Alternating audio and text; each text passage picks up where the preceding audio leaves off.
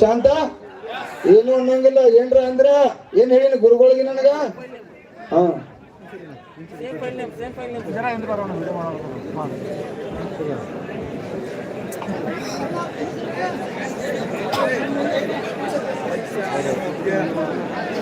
ಈಗಾಗಲೇ ನಿಮ್ಮನ್ನ ಉದ್ದೇಶಿಸಿ ಸುಮಾರು 45 ನಿಮಿಷ ಮಾತನಾಡಿರ್ತಕ್ಕಂಥ ಚಿನ್ನಪ್ಪ ಪೂಜಾರವ್ರೆ, ಶಶಿ ಗುರೂಜಿ ಅವರೇ, ಸುಭಾಷ್ ಅವರೇ, ಶಶಿಕಾಂತ್ ಅವರೇ, ಜಿಲ್ಲಾಧಿಕಾರಿಗಳಾದ ರೋಷನ್ ರವರೇ, ಜಿಲ್ಲಾ ಪೊಲೀಸ್ ವರಿಷ್ಠಾಧಿಕಾರಿಗಳಾದ ಗುಳೇದವ್ರೆ, ವೇದಿಕೆ ಮೇಲೆ ಇರ್ತಕ್ಕಂಥ ಎಲ್ಲ ರೈತ ಮುಖಂಡರುಗಳೇ, ನೆರೆದಿರ್ತಕ್ಕಂಥ ಹಿರಿಯ ರೈತ ಬಂಧುಗಳೇ, ಮಹಾರಾಷ್ಟ್ರದ ರೈತ ಸಂಘದವರು ಬಂದಿದ್ದಾರಂತೆ, ಅವ್ರಿಗೂ ಸಹಿತ ಗೌರವದಿಂದ ಬೋಧಿಸ್ತಾ ನೆರೆದಿರ್ತಕ್ಕಂಥ ಎಲ್ಲ ರೈತ ಬಂಧುಗಳೇ, ಗೆಳೆಯರೇ,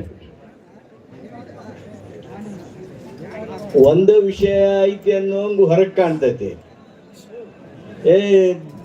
ಕಬ್ಬಿನ ಬೆಲೆ ಒಂದು ಇಷ್ಟಿದ್ ಬಂದು ಇಷ್ಟಾದ್ರೂ ಮುಗಿದು ಹೋತು, ಏನೂ ಇಲ್ಲ ಅಂತೇಳಿ ಹೊರಗೆ. ಆದ್ರೆ ಇಲ್ಲೇ ನಿಮ್ಮ ರೈತ ಮುಖಂಡರ ಮಾತುಗಳನ್ನ ಕೇಳಿದಾಗ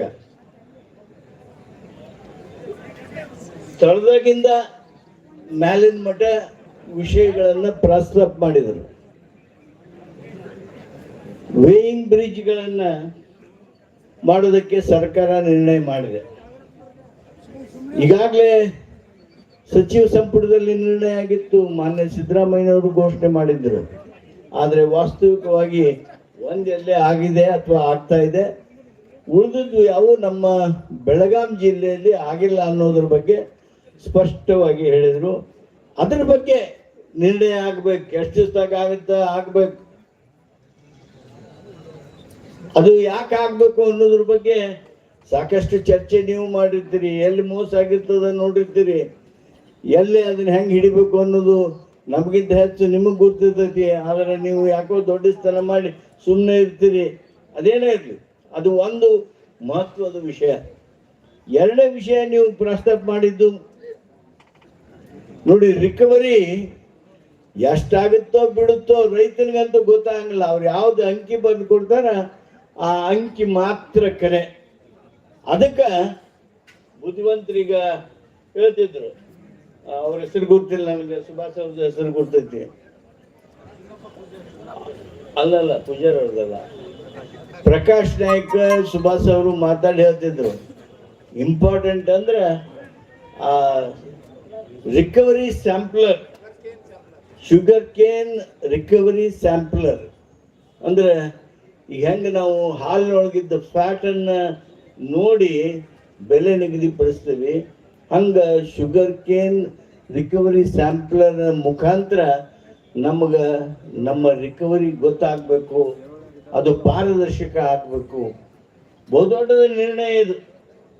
ಈ ವೇಯಿಂಗ್ ಬ್ರಿಡ್ಜು ಆಮೇಲೆ ಸ್ಯಾಂಪ್ಲರ್ ಇವೆರಡು ರೈತನ ದೃಷ್ಟಿಯಿಂದ ರೈತನ ಹಿತ ಕಾಪಾಡೋದಕ್ಕೆ ನಿಮಗೆ 100-200 ಹೆಚ್ಚು ಕಡಿಮೆಗಿಂತ ಹೆಚ್ಚು ಮಹತ್ವದ್ದು ಅನ್ನೋದನ್ನು ನಾನು ಸಂಪೂರ್ಣವಾಗಿ ಒಪ್ಕೊಳ್ತೇನೆ. ಇದರ ಜೊತೆಗೆ ನೀವು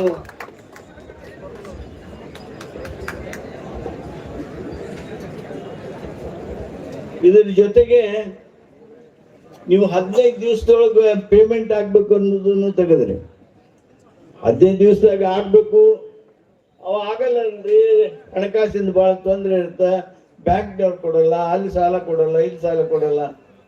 ಅದಕ್ಕೆ ನೀವು ಅದ್ರ ಜೊತೆಗೆ ಸಮಸ್ಯೆ ಜೊತೆಗೆ ಪರಿಹಾರನೂ ಸೂಚಿಸ್ತಾ ಇದ್ದೀರಿ. 15 ದಿವಸ ಪೇಮೆಂಟ್ ಆಗಲಿಲ್ಲ ಅಂದ್ರೆ ನಮಗೆ ಬಡ್ಡಿ ಹಾಕಿ ಕೊಡ್ರಿ. ಅವ ಬ್ಯಾಂಕ್ನಾಗ ಯಾವಾಗ ನಿಮಗೆ ಕೊಡ್ತಾನ, ಅಥವಾ ನಿಮಗೆ ಎಲ್ಲಿಂದ ಹಣ ಬರ್ತೈತಿ, ಅದು ಬಂದಾಗ ಬಡ್ಡಿ ಹಾಕಿ ಕೊಡ್ರಿ. ಇದು ಸೊಲ್ಯೂಷನ್ ನೀವೇ ಹೇಳ್ತೀರಿ. ಶುಗರ್ ಕೇನ್ ಕಮಿಷನರೇಟ್ ಅದು ಬೆಳಗಾವಕ್ಕೆ ಆಗ್ಬೇಕಾಗಿತ್ತು. ಈಗಾಗಲೇ ನೀವು ಮಾಡಿರ್ತಕ್ಕಂಥ ವಿನಂತಿಗಳು, ಚರ್ಚೆಗಳು ಮಾಧ್ಯಮದ ಮುಖಾಂತರ ನೋಡಿದ್ದು.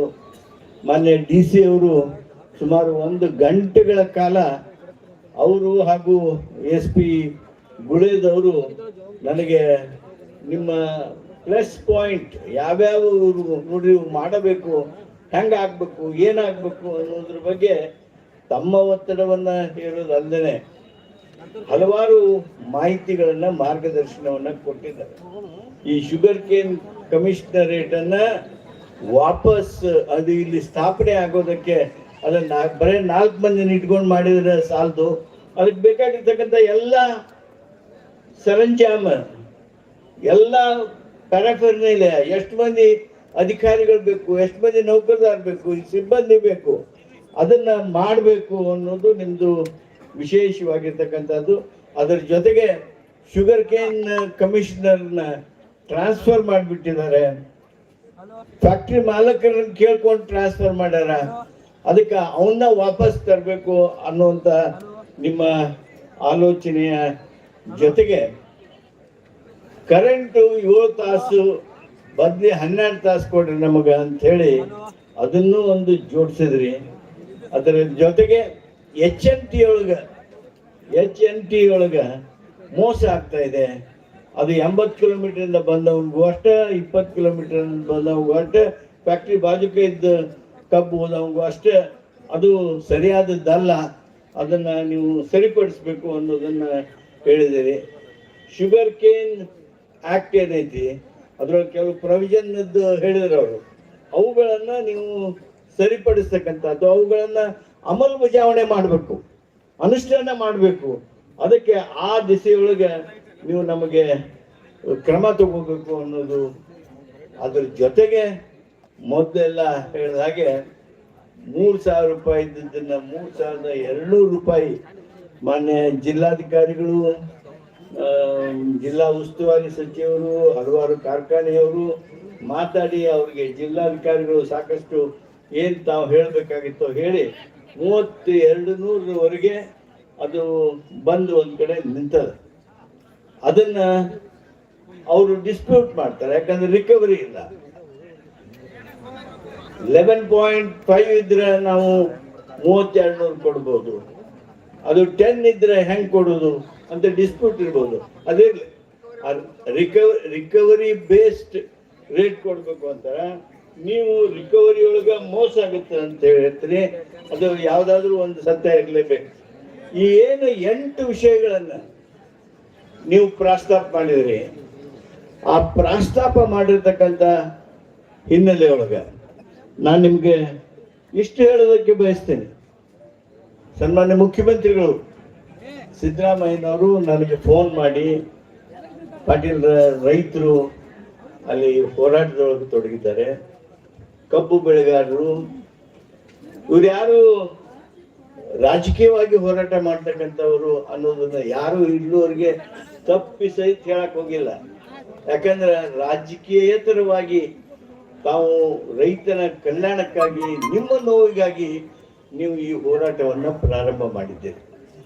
ನಿಮ್ಮ ಹೋರಾಟದ ಈ ಸಂದರ್ಭದೊಳಗೆ ರಾಜ್ಯ ಸರ್ಕಾರದ ಪರವಾಗಿ ಪಾಟೀಲ್ರ ನೀವು ಹೋಗ್ಬೇಕು, ಹೋಗಿ ಆ ರೈತರನ್ನ ಭೇಟಿಯಾಗ್ರಿ, ರೈತ ನಾಯಕರನ್ನ ಭೇಟಿಯಾಗ್ರಿ, ಅವ್ರ ಜೊತೆಗೆ ಮಾತನಾಡ್ರಿ, ಚರ್ಚೆ ಮಾಡ್ರಿ. ಅಲ್ಲೇ ನೀವ ಕುಂತ್ಕೊಂಡು ಬಗೆಹರಿಸೋ ಸಾಧ್ಯ ಇದ್ರೆ ಅಲ್ಲೇ ಕುಂತ್ಕೊಂಡು ಬಗೆಹರಿಸ್ರಿ ಅನ್ನುವಷ್ಟರ ಮಟ್ಟಿಗೆ ನನಗೆ ಅವರು ಸೂಚನೆ ಕೊಟ್ಟು ಇಲ್ಲಿ ಕಳಿಸಿದ್ರು. ಇಲ್ಲಿ ಬಂದ ಮೇಲೆ ನಿಮ್ಮೆಲ್ಲ ಆಲೋಚನೆಗಳನ್ನ ನೋಡಿದಾಗ, ಯಾಕಂದ್ರೆ ನಿಮ್ದು ಬರೀ ಆ ರೇಟಿಂಗ್ ಮಾತ್ರ ಇಲ್ಲ, ಅಲ್ಲೊಂದು 3,200 ಆಗಿತ್ತು, 3,100 ಆಗಿತ್ತು, 10 ರೂಪಾಯಿ 50 ರೂಪಾಯಿ ಹೆಚ್ಚರಾಗ್ಲಿ ಕಡಿಮೆ ಆಗಲಿ, ಅದಕ್ಕೊಪ್ರಿ ಅಂತೇಳಿ ಚರ್ಚೆ ಮಾಡಿ ಮುಗಿಸುವ ವಿಷಯ ಇದಾಗಿಲ್ಲ. ಆದ್ರೆ ಒಂದು ಮಾತು ಚಿನ್ನಪ್ಪ ಪೂಜಾರ್ ಅವ್ರು ಹೇಳಿದ್ರು. ಏನ್ ಹೇಳಿದ್ರು? 1 ದಿವಸ 2 ದಿವಸದಾಗ, ಅಂದ್ರೆ ಸರ್ಕಾರದಾಗ ಒಮ್ಮೊಮ್ಮೆ ಒಂದು 15 ದಿವಸ ಟೈಮ್ ಕೊಡ್ರಿ ಅಂತೇಳಿ ನಾವು 15 ದಿವಸ ಆದ್ಮೇಲೆ ಇಲ್ಲ ನೀವರ ನನ್ನ ಪಾರಿರ್ತೀರಿ, ಇಲ್ಲ ನಾವರ ನನ್ನ ಪಾರಿರ್ತೀವಿ, ಹಂಗಾಗಿ ಹಂಗ ಮುಂದೆ ಹೋಗ್ಕೊಂತ ಹೋಗ್ತಿರ್ತಾವ. ಅದಕ್ಕೆ ಹೇಳಿದ್ರು ಅವ್ರು 1 ದಿವಸ 2 ದಿವಸದಾಗ ನಮ್ಗಿದನ್ನು ಬಗೆಹರಿಬೇಕು. ನಾನು ಪೂರ್ಣ ಹೋಗ್ತೇನೆ, ಅದಕ್ಕೆ ಪೂರ್ಣ ಸಹಮತಿ ಐತಿ. 1 ದಿವಸ 2 ದಿವಸದೊಳಗೆ ಮುಗಿಬೇಕು. ನಾನು ಈಗೇನೇ 8 ವಿಷಯಗಳನ್ನು ಮಾಡಿದ್ರಿ, 8 ವಿಷಯಗಳ ಪ್ಯಾಕೇಜ್ ನಿಮ್ದು. ನಿಮ್ಮ ಡಿಮಾಂಡು 8 ಅಂಶಗಳು, ಒಂದು ಅಂಶ ಅಲ್ಲ. ಈ 8 ಅಂಶಗಳ ಬಗ್ಗೆ ಇದು ಒಬ್ಬರ ನಿರ್ಣಯ ತಗೊಳ್ಳುವಂಥದ್ದಂತೂ ಅಲ್ಲ. ಬರೀ ಮುಖ್ಯಮಂತ್ರಿಗಳ ಹತ್ರ ಹೋಗಿ ನೀವು ನಾಳೆ ಮುಂಜಾನೆ ಮಾತಾಡಿ ನಮಗೆ ತಿರುಗಿ ಹೇಳ್ರಿ ಅಂತಂದ್ರೆ ಅದು ಆಗೋದಲ್ಲ. ಮಾನ್ಯ ಮುಖ್ಯಮಂತ್ರಿಗಳು ನಿಮ್ಮ ಜೊತೆಗೆ ಮಾತಾಡಬೇಕು. ನಿಮ್ಮ ಜೊತೆಗೆ ಮಾತಾಡಿ ನಿಮಗೆ ನೇರವಾಗಿ ಏನು ನಿಮಗೆ ಬೇಕು ಅಷ್ಟೇ ಅಲ್ಲ, FRP MSP ಶುಗರ್ ರೇಟು ಇದ್ರ ಸಲುವಾಗಿ ನಾವು ಕೇಂದ್ರ ಸರ್ಕಾರಕ್ಕೆ ಏನು ಮಾಡ್ತೇವೆ ರಾಜ್ಯ ಸರ್ಕಾರವಾಗಿ ಆ ನಿರ್ಣಯನ ನಾವು ಮಾಡಬೇಕು. ಅದರ ಜೊತೆಗೇನೆ ಹಲವಾರು ಕಾನೂನುಗಳನ್ನು ಅನುಷ್ಠಾನ ಮಾಡೋದು ಹೇಳಿದ್ರಿ, ಕಮಿಷನರ್ ರೇಟನ್ನು ಸ್ಟ್ರೆಂಥನ್ ಮಾಡೋದು ಹೇಳಿದ್ರಿ. ಈ 8 ಅಂಶಗಳ ಬಗ್ಗೆ ನಾನು ನಿಮಗೆ ಒಂದು ಭರವಸೆಯನ್ನು ಕೊಡ್ತೀನಿ. ಸರ್ಕಾರದ ಪರವಾಗಿ ಮಾನ್ಯ ಮುಖ್ಯಮಂತ್ರಿಗಳ ಜೊತೆಗೆ ನಾಳೆ ಮುಂಜಾನೆ ನಾನು ತಲುಪಿದ ತಕ್ಷಣ ಅವ್ರಿಗೆ ಮಾತನಾಡಿ ನಾಳೆ ಸಾಯಂಕಾಲನೋ ಅಥವಾ ಇವತ್ತು ಫೋನ್ಯಾಗ ಮಾತಾಡಿದೆ ಅಂದ್ರೆ ನಾಳೆ ಸಾಯಂಕಾಲನೋ ಅಥವಾ ನಾಡ್ದನೋ ನೀವು ಯಾರು 10 ಮಂದಿ ಬರ್ರಿ, ನೀವು ಯಾರು 10 ಮಂದಿ ಬರ್ರಿ,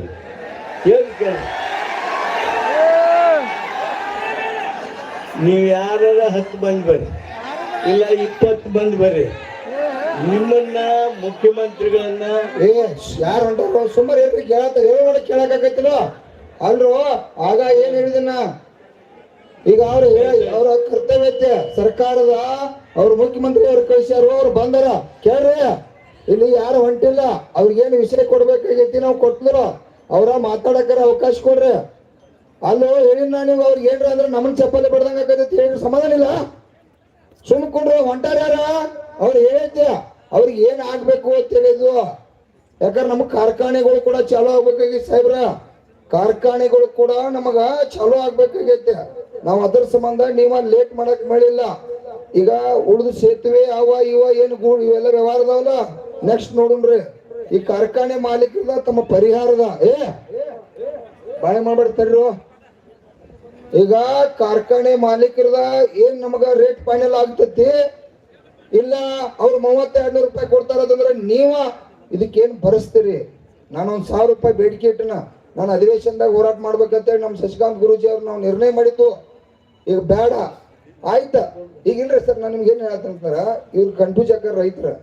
ನಾವ ಮುಖ್ಯಮಂತ್ರಿ ಅವ್ರ ಕಡೆ ನೀವು ನಿಯೋಗನ್ ಒಯ್ಯಾತ್ರಿ, ಇದೆಲ್ಲ ಸರಿ ಐತ್ರಿ. ಈಗೆಲ್ಲ ಪಾಯಿಂಟ್ಗಳನ್ನ ಕೊಟ್ಟಿದ್ರಿ. ಈಗ ಟೈಮಿಂಗ್ ಇದಕ್ಕೆ ಭಾಳ ಲೇಟ್ ಆಕದ್ರಿ. ನಮಗೇನಂತ್ರಿ, ನೀವು ತಕ್ಷಣ ಈ ಕಾರ್ಖಾನೆ ಅವ್ರದ ಬಗೆಹರಿಸ್ರಿ, ಇಲ್ಲ ಸರ್ಕಾರದವ್ರು ನೀವು ನಮಗೆ ಹಣ ಕೊಡ್ತಿರೋ ಒಂದು ಪರಿಹಾರನ ಘೋಷಣೆ ಮಾಡಿರಪ್ಪ ಅಂತಂದ್ರ ನಾವ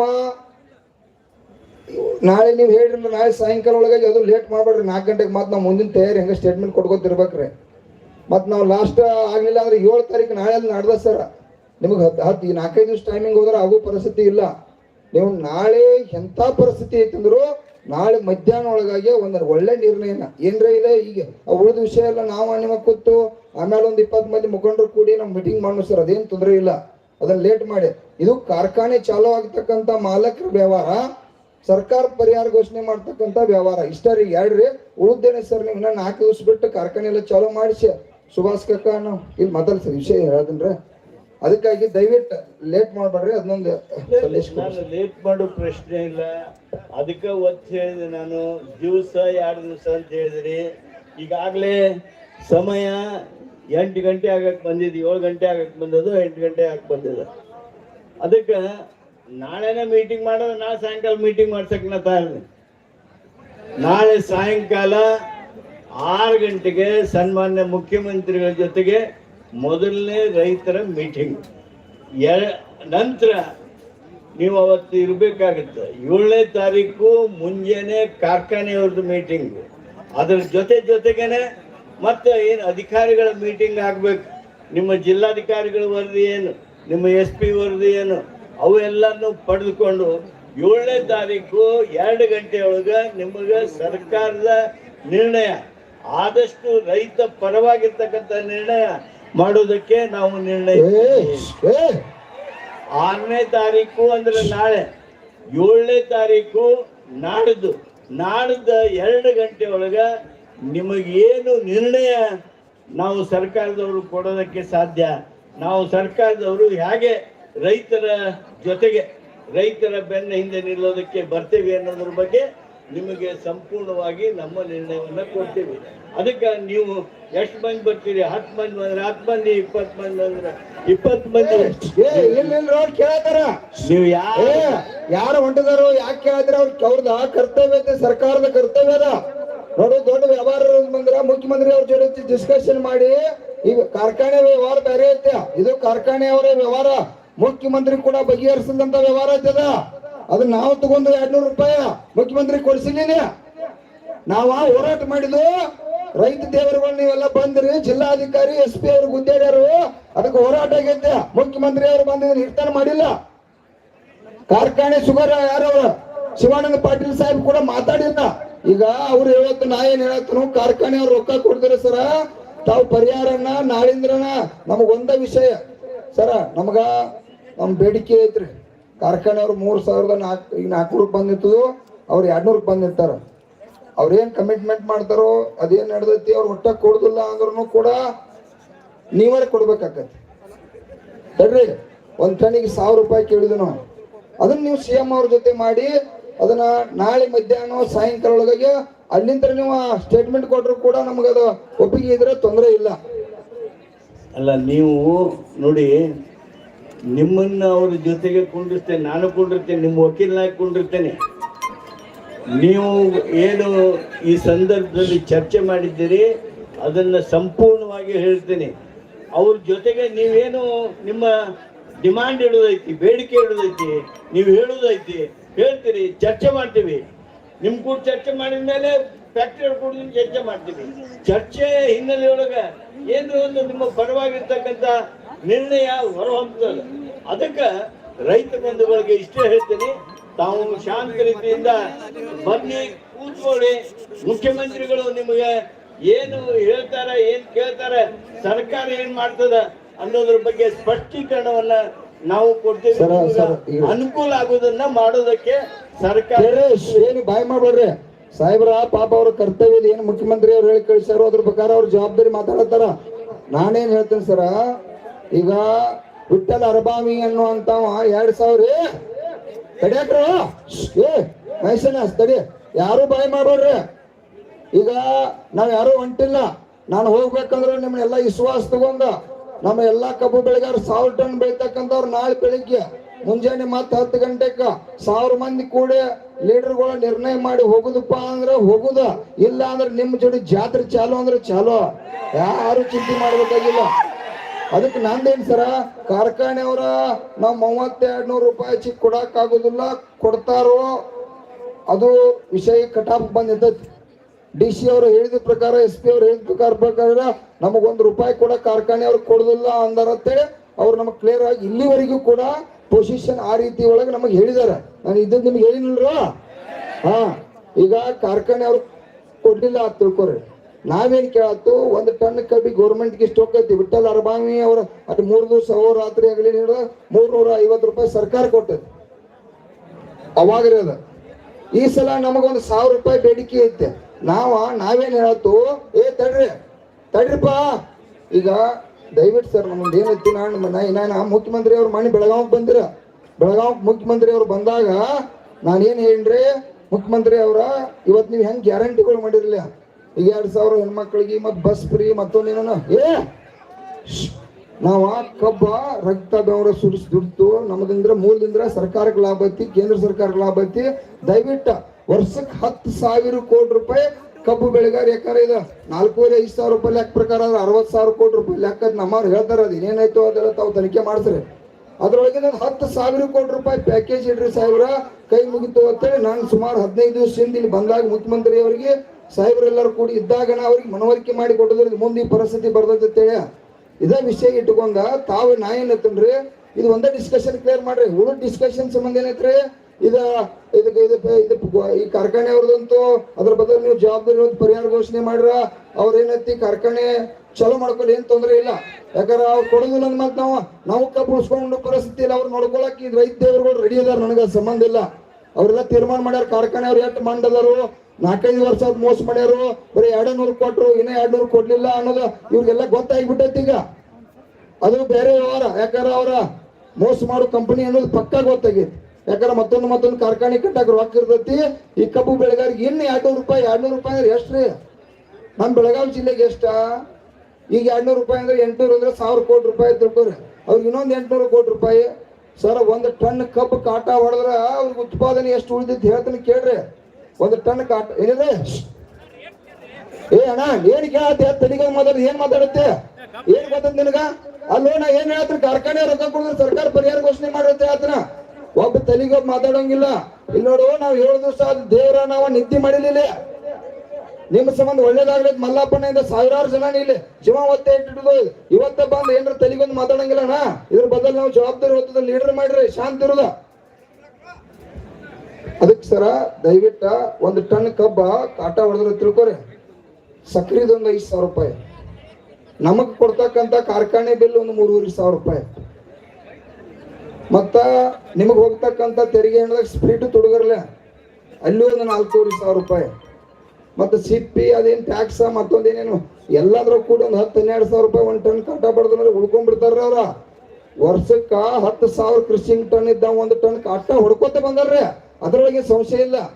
1 ಟನ್ ಕಾಟ ಹೊಡೆದ್ರಂದ್ರ 10,000 ಕೃಷಿಂಗ್ ನಾವು ದಿವಸ 500 ಟನ್ ಕಾಟ ಹೊಡಿತಾನ್ರಿ.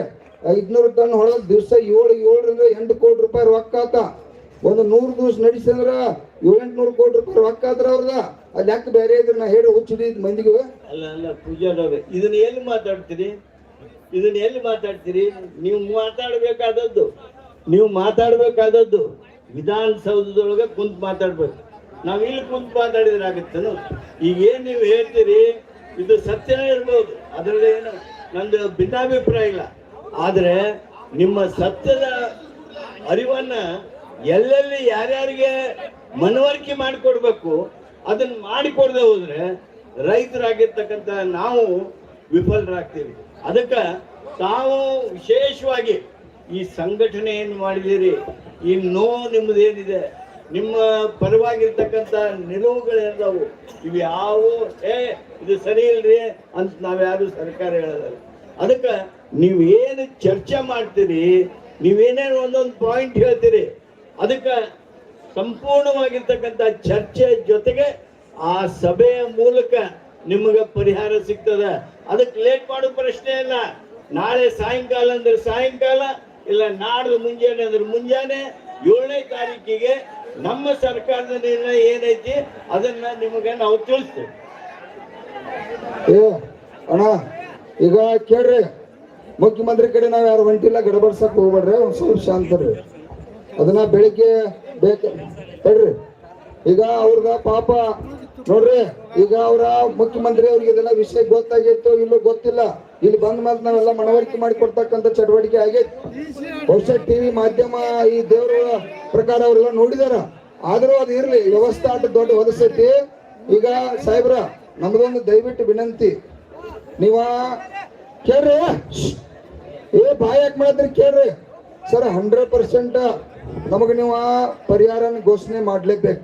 ಕಾರ್ಖಾನೆ ಅವ್ರು ಇವತ್ತವ್ರ 3,200 ಕೊಡ್ತಾರೋ, 300 ಕೊಡ್ತಾರೋ ಕೊಡ್ಲಿ, 400 ಕೊಡ್ತಾರೋ ಕೊಡ್ಲಿ. ಅವ್ರು ಯಾವ ಕಟ್ ಆಫ್ ಡೇಟಿಗೆ ಬಂದರು ಅದೇನೈತಿ ನಡೆದೈತಿ. ನಾವ 1 ಟನ್ನಿಗೆ 1,000 ರೂಪಾಯಿ ಕೇಳಿದು. ತಾವ ಮುಖ್ಯಮಂತ್ರಿ ಅವ್ರ ಜೊತೆ ಚರ್ಚೆ ಮಾಡಿ ಇವತ್ತರ ಇಲ್ರಿ ಚರ್ಚೆ ಮಾಡ್ರಿ ಸರ್. ಟಿವಿ ಮುಖಾಂತರ ಅವ್ರೆಲ್ಲ ನೋಡಿರ್ತಾರ್ರಿ, ಇದೆಲ್ಲ ಲೈವ್ ಐತ್ರಿ ಟಿವಿ ಒಳಗ್ರಿ. ಈ ರಾಜ್ಯದ ಮುಖ್ಯಮಂತ್ರಿ ಅವ್ರು ಕೂತಿದ್ದೀನಿ, ಎಲ್ಲಾ ಪ್ರಶ್ನೆ ಕೂಡ ನೋಡುವಂತ ಪರಿಸ್ಥಿತಿ ಒಳಗ ಈ ದೇವರುಗಳೆಲ್ಲ ರೆಡಿಯಾಗಿ ಇಡೀ ದೇಶಕ್ಕ ರಾಜ್ಯಕ್ಕ ತೋರಿಸುವಂತದ್ ನಡೆದೈತ್ರಿ. ನಾವೇನಿತ್ತು ಸರ್, ನಮಗೂ ಇಲ್ಲಿ ಹೆಂಗೈತಿ, ನೀವ ಸರ್ಕಾರ ನೀರ್ ಕೊಡ್ರಿ ಸರ್. ಏನಾಗೈತ್ರಿ, ನೀವ ಈಗ 2 ದಿವಸದಿಂದ ಬಂದಿರ ತಿಳ್ಕೊಡ್ರಿ, ಅವಾಗ ಏನ್ರ ಡಿಸ್ಕಷನ್ ಮಾಡ್ಬೋದಾಗಿತ್ತ.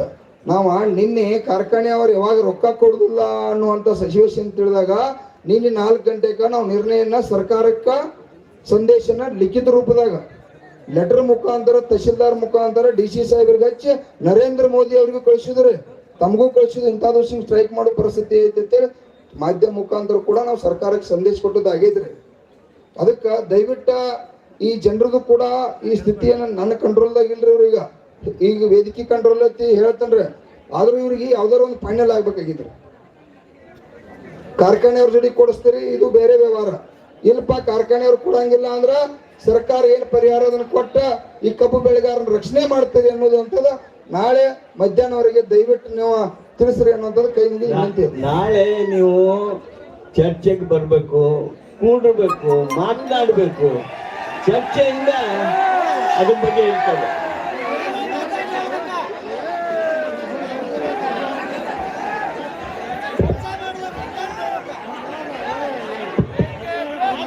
ಕರ್ನಾಟಕ ರಾಜ್ಯ ರೈತ ಸಂಘಕ್ಕೆ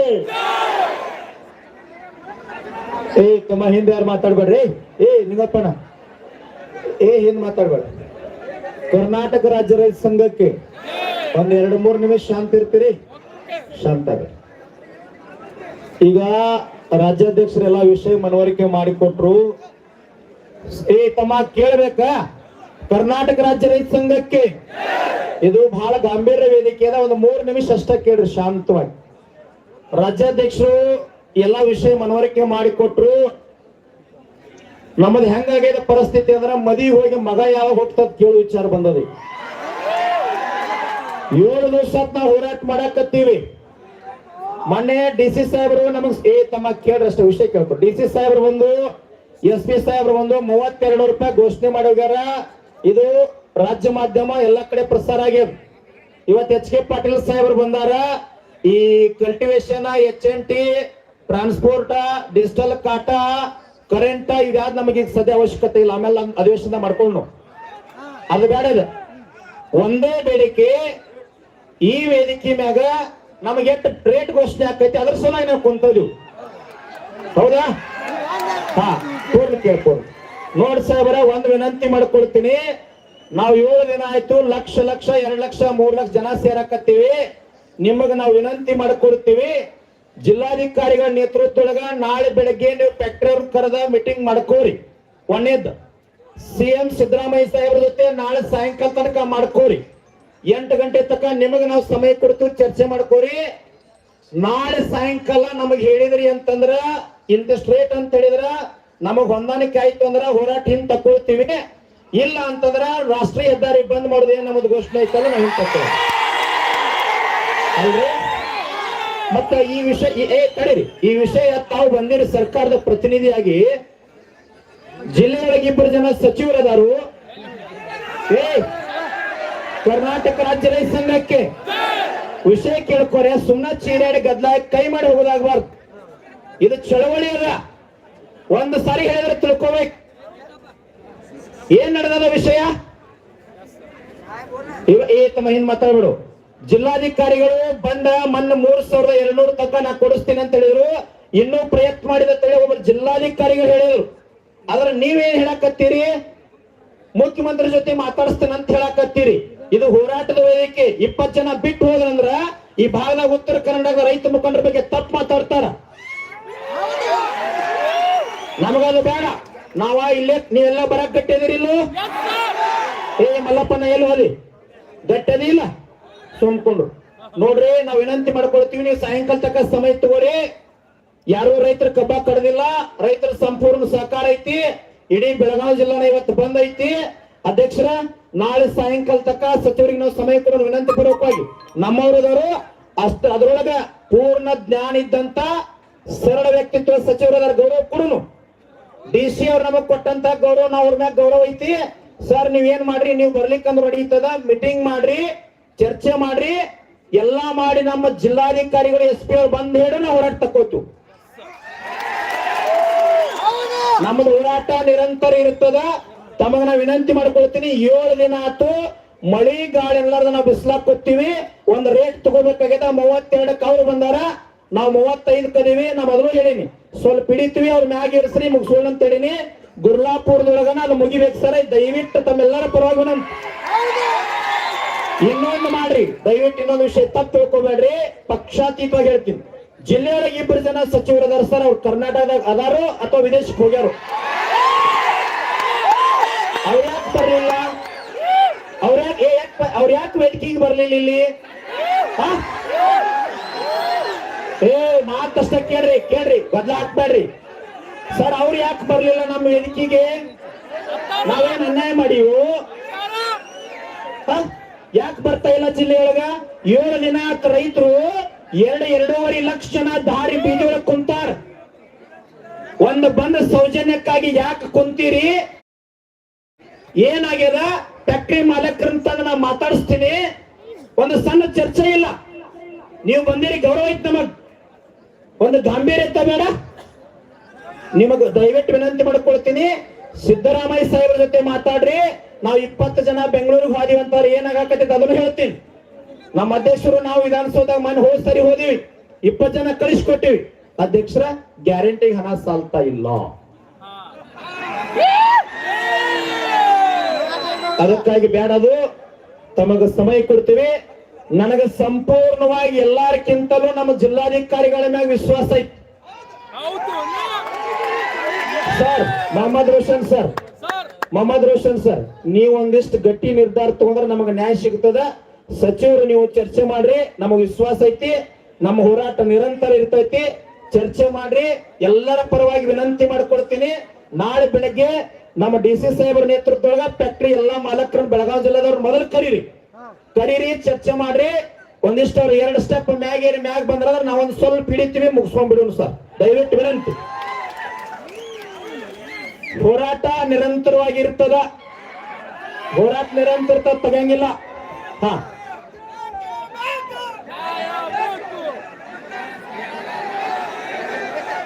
ಕರ್ನಾಟಕ ರಾಜ್ಯ ರೈತ ಸಂಘಕ್ಕೆ ದಯಮಾಡಿ ಕುತ್ಕರಿ, ಹೇಳ್ಬೇಡ್ರಿ.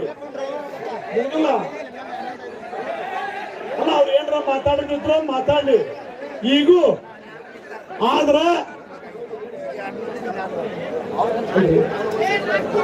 ಏನು